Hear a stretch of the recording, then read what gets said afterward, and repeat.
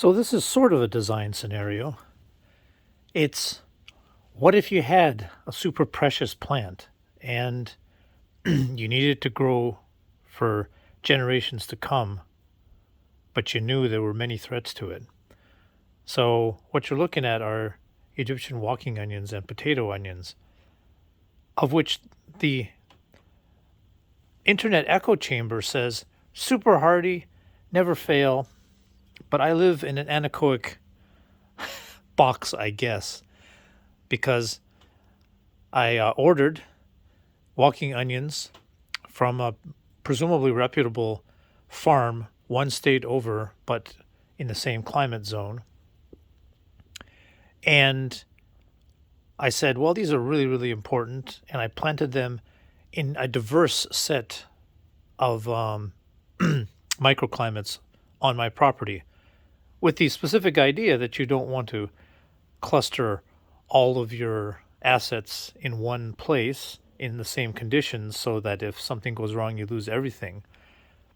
Give them lots of diversity. So if something goes wrong in one place, it's too wet, then the drier places do well. It's too dry, the wetter places do well.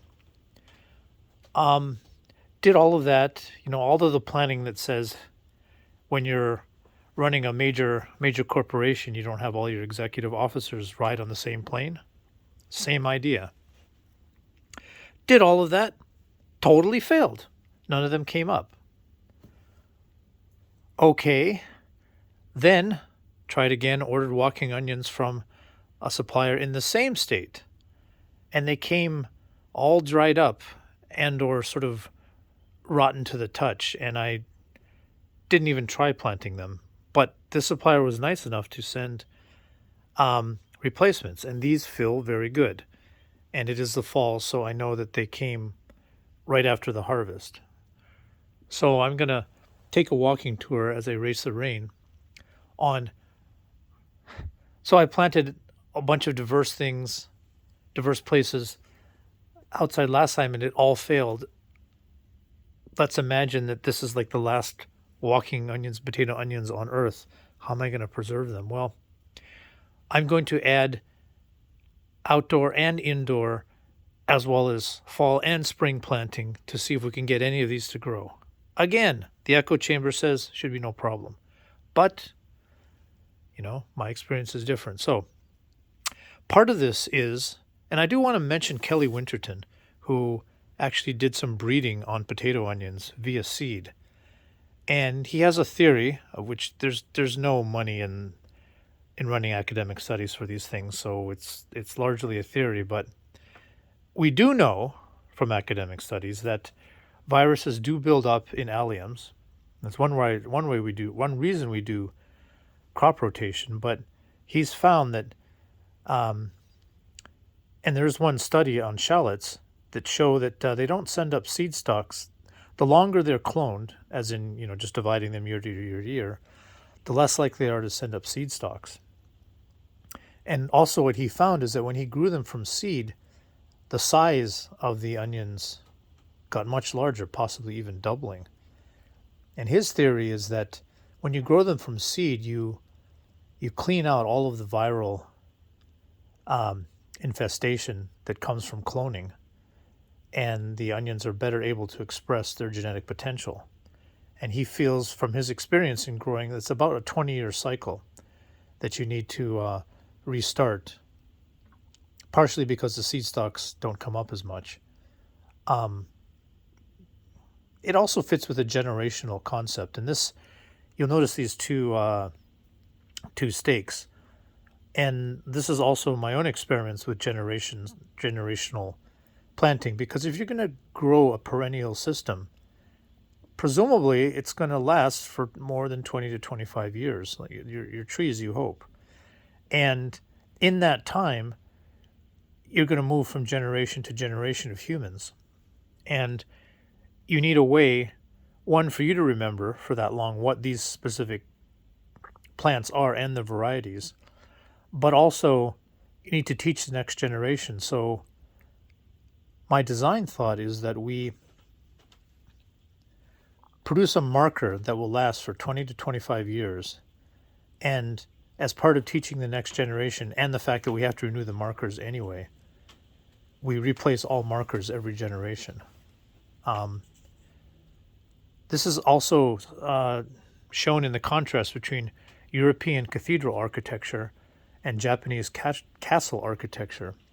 In Europe, they built with stone in the Middle Ages, and these last for hundreds of years, for a very, very, very long time, which is great but also bad, because once you build, and it takes a lot of effort to build a cathedral, you have all the skills built up in humanity, and then you kind of saturate the country with cathedrals. So the need for stonemasons who can build cathedrals is gone. And you need to build another cathedral? Well, you'll have to develop it all from scratch. Japanese, perhaps Middle Age castles built with wood. And so every 100-ish years, they had to rebuild. Now is longer than a generation, so, but still, it's not the same as 500 years. And so they were able to preserve the knowledge of woodworking better through knowledge passed through humans by rebuilding castles on a much more regular basis. I suppose if I was doing it, I would, and I had 4 castles, I'd rebuild one every generation, as opposed to doing all 4 every 100 years. So that's the the short. So it's taken me a while to get this video out, because on the marking stakes, because believe it or not, even though black locust is somewhat rampant around where I am, in general, around me specifically, there aren't any. So I have had the hardest time in finding black locust wood. So I finally found some sticks, cut them, burned them, and so I'm hoping that this char and black locust will be a 20 to 25-year-old stake. We know that posts last in the ground for hundreds of years, but what I cannot find in the literature is whether it's the heartwood or the sapwood that lasts the longest. As such, a thicker stake will obviously last longer, but can we get smaller things that we might use for markers to last longer? Anyway, this is the first of a generational experience. Okay, so that's all of those are going to all these stakes are going to go along in the different places I plant them, partially because the supplier wanted to know how the onions fared, so I need to keep records, and this video is actually one of those records. By the way, we are sitting over this. Hopefully release another video on this black walnut drying and or anything drying.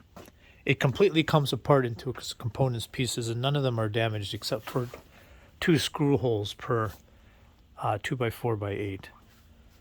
And so once I eat all these, and I do like black walnuts, I'm estimating this is 500 to 800 pounds of before they're dried. And I've never collected this much, and hopefully it lasts me, and and hopefully there's enough drying potential. This is inside of a greenhouse, and it does get very warm, except we haven't had sun for weeks. So I'm not sure. Anyway, what will I do? And I'll take you on a tour of the different diversity. So this is an experimental bed. We have various plants, and this is not ideal for the onions because it will get very hot in the summer, but they will have a growing season over the winter, and it is different from the other bits. Now, do have a number of subsurface irrigated plants, and the basil will die soon. So put some onions in here, and let's see, let's move to the next. These are shallow rooted. They're actually sinks. Crazy what people are just, these were surplus, $2 US for these sinks. And I've put wicks into buckets underneath. Those of you will notice the flaws in that approach, but it was fast and it's quick and it does work, even though it's not perfect. So I think with this ashwagandha, which surprisingly makes it through the winter, um, I eventually will harvest the roots. But given okay, so this is siombadi, the Korean celery, and it's you harvest the leaves. So that's one side of the tub. This side, ashwagandha, um, you harvest the roots. So, but onions are very tolerant to transplanting. So I think a couple onions in here, and this is inside of a greenhouse, and when I go to harvest the root, I can just as well transplant the onions.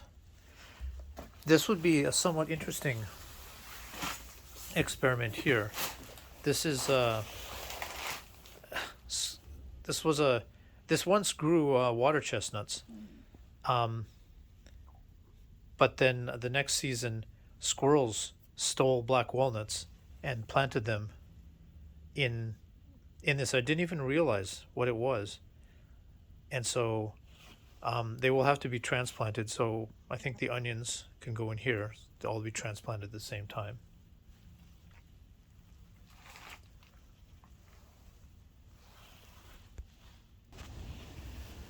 This is an area that has just grown potatoes, so it is kind of a nice sequence to grow potatoes. And yes, from a permaculture general design perspective, growing root crops where you disturb the soil microbial life because you got to dig them up, maybe not the best, but since I have dug it up, this will be a place for garlic, potato onions, and I might as well put in a couple of walking onions. It is half day sun. This black cherry tree to the east cuts off the morning sun, but lots of westerly sun, afternoon sun from the west. But no specific defense from deer, rabbits, nor potentially groundhogs. I should say that my experience is such that the onions that I have grown, again, Egyptian onions that I bought never ever grew, but I have grown other sorts of onions and chives, and I've planted them around plants to defend them, as the echo chamber says. And they got eaten. They didn't actually eat in this case, the goji berries they were defending, but they ate the onions. So I don't know what that is, because in this spot, I had leeks, and I don't know if you can tell, but this is like a 4x6 fenced spot, and so usually deer don't jump into such a small spot. It should be rabbit proof. Rabbits make clean cuts when they eat, and the leeks were gnawed ragged, so presumably deer. But I'm sort of thinking maybe groundhog, although you would think the groundhog would eat from the bottom, and this is why you need to see your land. I didn't even realize those are some wine caps. I think they may be, oh no, some of them are not past their prime. Okay, wine caps. They come out all there's just no predicting wine caps. Who knows where they grow?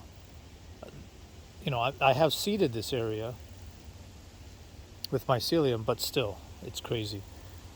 So I would like to plant onions in here, but garlic has grown in here, and leeks have grown and died in here. So lest I, for viral issues, I won't. Anyway, I'm presuming it's groundhog and deer, some crazy deer. I should say this area is probably, maybe theoretically, the worst kind of deer pressure there is, because in a forest, if deer can move around and then generally go where they want to go and eat what they want to eat, this is the exurbs. This is, you can't see your neighbor's house, but and there's one reason the deer, that if you fire a gun, you will hit your neighbor's house through the trees. If assuming you can thread the trees, and so, for good reason, it's illegal to hunt deer where you can hit people's houses.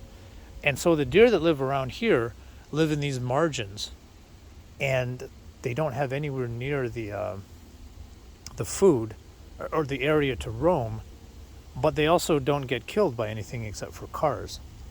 So, and they get used to humans. So they are super bold.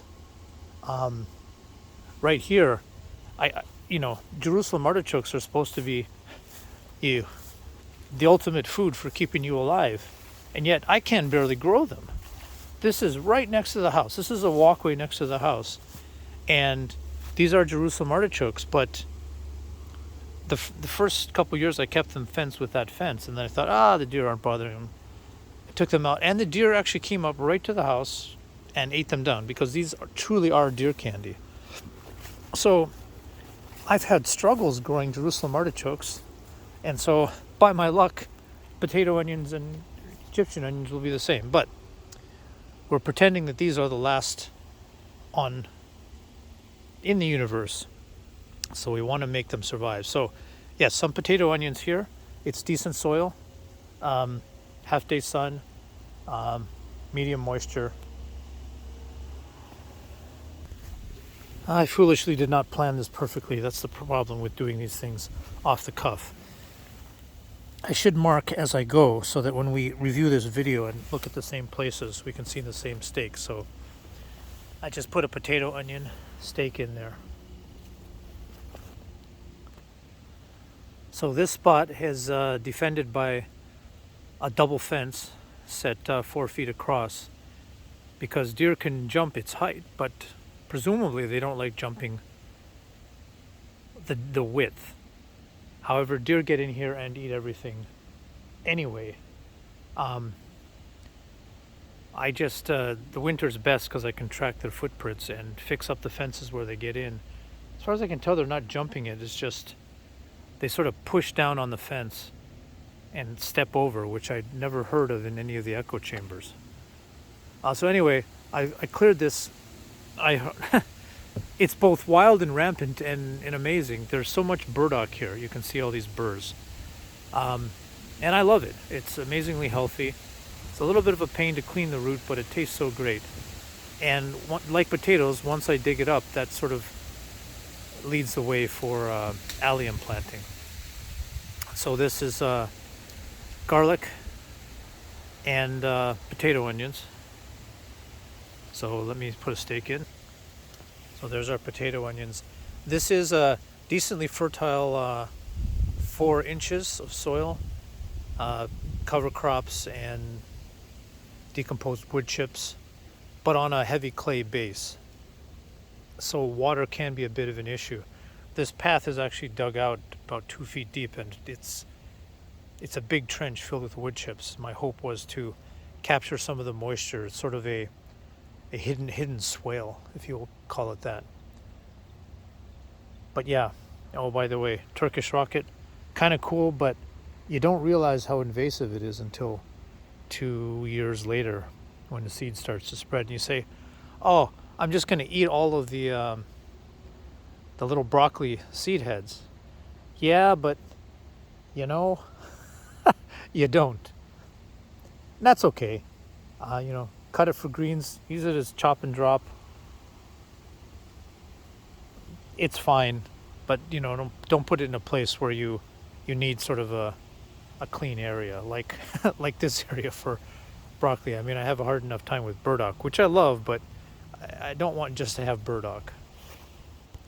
Oh, this area is a little bit of sunlight loss in the shoulder season, spring and fall, but once the sun gets high, it is full sun all day. You can see a previous year's experiment. This was I had to buy a much more expensive burner because this was a cheaper burner, and it just the burn wasn't deep enough. This is not black locust. The wood is fine, but the writing is mostly gone. It's a persimmon.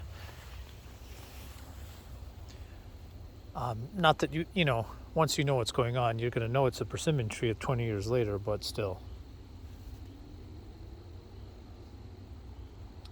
So I think my best guess at one of the ways to design, if you're looking to optimize your health, your experience, your food production, everything like that, the paths are one of the keys. And so this is a pawpaw, and this area is uniformly moist, highly fertile.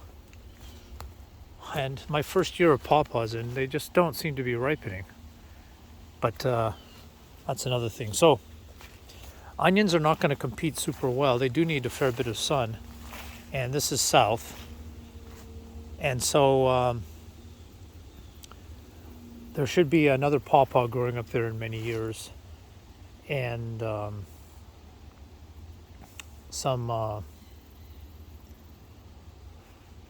other plants. This persimmon should get pretty big.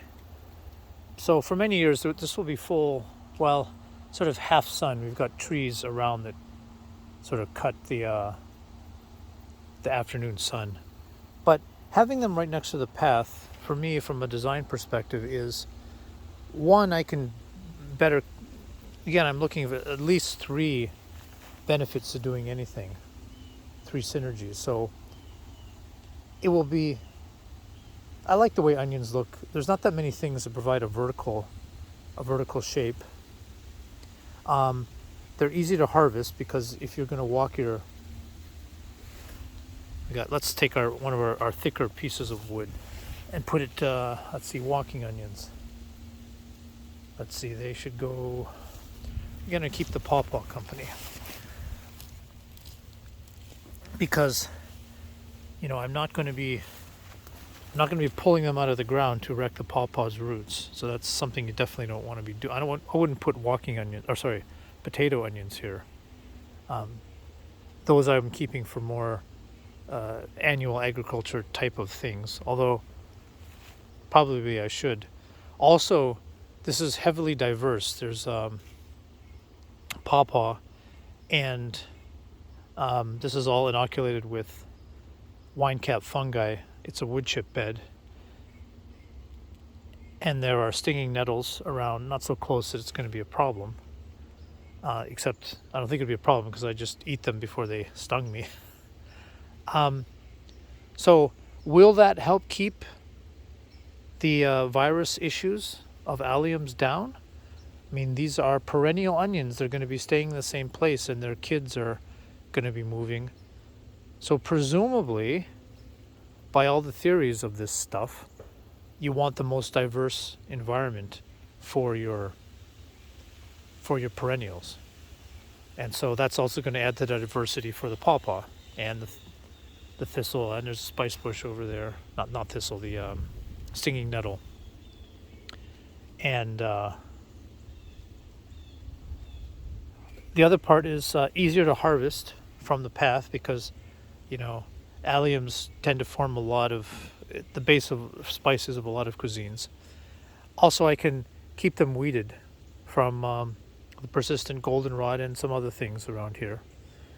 Like goldenrod, just not only goldenrod. It's beautiful for the bees, but it spreads like anything. But it is native, and that's cool. So yes, we have a walking onion here. Let's move to the next spot.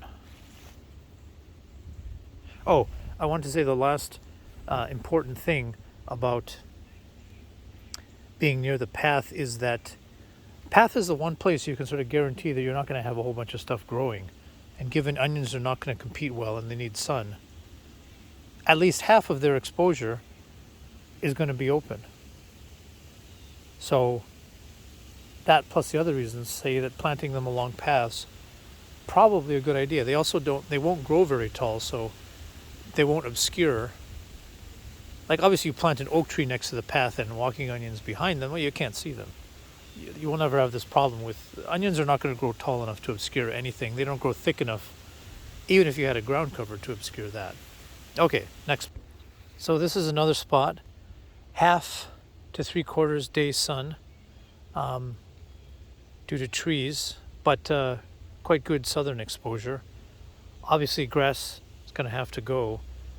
Downside of downside of this is that there have been garlic has grown here, but it is sort of an ideal spot, and it is another test to say, hey, if we grow it where garlic has grown in the past couple years, we're going to get a noticeable difference. Now, I don't have enough walking onions to make a statistically significant test of that, but we do have beet plums, and we have another plum, and we have quince growing here, so there's some diversity there. And again, wine cap inoculated wood chips. What I will do, because this does tend to dry, I will dig them quite a much deeper trench than they need, and basically make a wood chip hugelkultur trench. Actually, I do have some extra wood. In fact, I'll even stick a log in there, just because. I'll explain it later, but I've got some crazy soil structures here. So that'll be this spot, and it again on the path, and should look nice. And it, if onions, alliums do actually deter any kind of pests like deer. By the way, this is also a double fenced area, and yet the deer come along and they love to poop on the path. And I do know at least one area where they come in, and that's just that there's nothing right now that they can damage, so I haven't worried about it. There's other stuff to do, but and where was the last poop?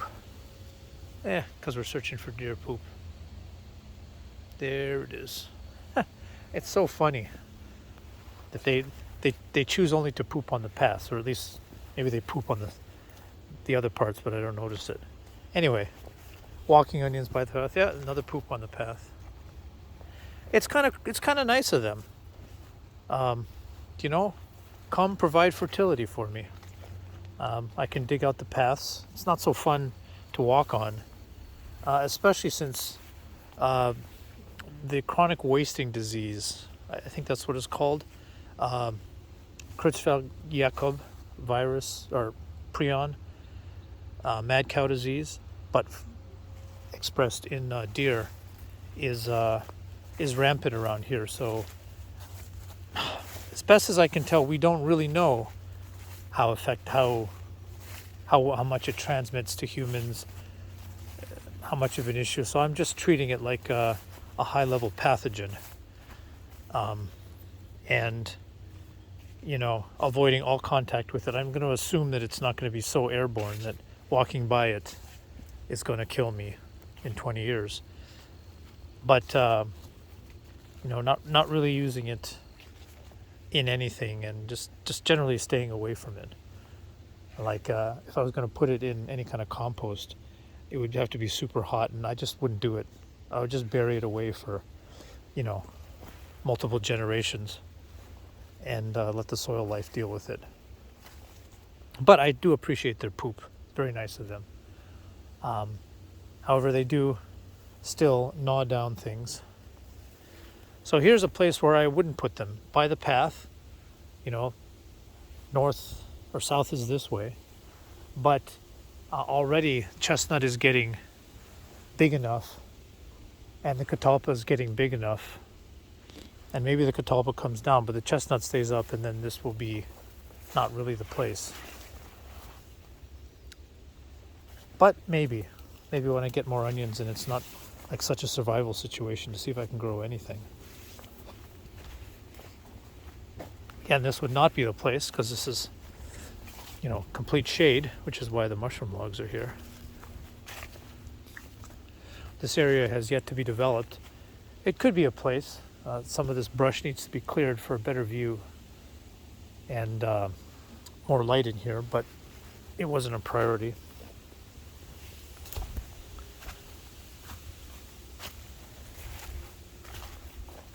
And yes, I'm working, what's the biggest yield the fastest? And I needed to move rocks in, and those rocks have provided some deterrence to deer. I'm pretty sure that, like cattle guards, across roads where the cattle will get their hooves stuck between the bars. I tried the same here. Of course, I should just fix the fence, but not important enough to do right now, given the time constraints. So this is actually not a bad place because it's got a nice southerly exposure. So maybe it's drier. So maybe. But here's where I was thinking is we can have them across from each other. We have this area has some trouble growing things because it's heavy clay. And the water just seeps down through the inch or so of soil and then runs off underneath into the pond. And so it gets dry in the summer. So digging a deep hugelkultur trench before these haskaps get too big. Oh my gosh. This blackberry was actually producing berries in its first year, and I had this cage around it, and it was up to the top here, and something has just eaten it straight down. That tiny little gap allowed it to, oh my gosh. So that was not fun, dear. I could have had a blackberry. I don't know if I've had a blackberry. Oh my gosh. Well, anyway, yeah, deep trench with probably even a piece of wood, definitely wood chips, just to provide some sort of moisture sink, as in a sort of another invisible swale. Another potential, and what I've been meaning to do is dig out this path to provide a way of capturing the water. And then, but the clay is so heavy that I don't know. I don't think I have time. I'll do a small trench to start with. And for some reason of symmetry, and these Nanking cherries, I thought it would be nice along here. Now there are strawberries growing here, so I'm not sure of the interaction there. And the comfrey can take over. So yeah, maybe just this side. I'll try to mitigate the super dryness. Another kind of cool one is in this area. Oh, so I'm going to make a decision, and we're going to track this later. We need to have actual record. So, there we go. There's our walking onion.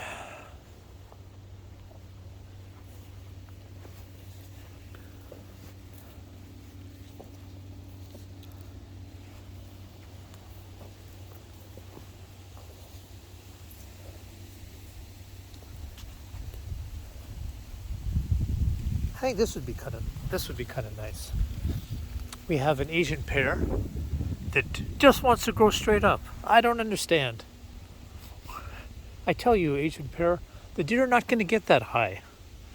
So the deer have been kind of nice in the sense that they've been browsing out anything that would sort of be in the way. So, it would be nice to capture fruit near the ground. But now, at least when this grows out, I'll have a canopy to walk under.